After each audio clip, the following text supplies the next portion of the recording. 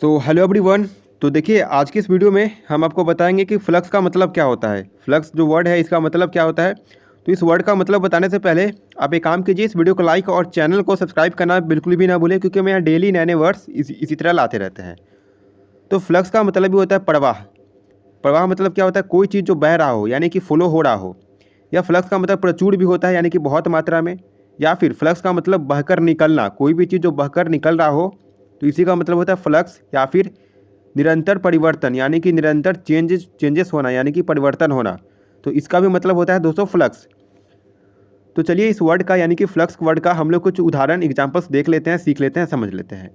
अब मान लीजिए फ्रेंड्स, हमें अंग्रेजी में कहना हो कि सूची में परिवर्तन की स्थिति बनी हुई है और यह आगे भी जारी रहेगी। सूची में परिवर्तन की स्थिति बनी हुई है और आगे भी जारी रहेगी, तो हम बोलेंगे कि the list is in state of flux and will continue to be.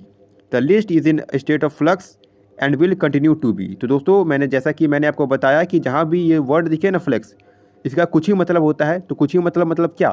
तो फ्लक्स का मतलब एक तो प्रवाह होता है, प्रचुर या बहकर निकलना, या इसका मतलब निरंतर मतलब परिवर्तन यानी कि चेंजेस होता है। तो यहाँ ये जो सेंटेंस आप देखें, तो फ्लक्स का मतलब यहाँ पे ये कौन सा बैठ रहा है, तो ये मीनिंग हो रहा है यानी कि निरंतर परिवर्तन हो रहा है यानी कि चेंजेस हो रहा है। तो किसका? जैसे कि सूची में परिवर्तन की स्थिति जो है वो बनी हुई है लेकिन आगे भी यह जारी रहेगी। तो यहाँ पे जो फ्लक्स का मतलब हुआ परिवर्तन।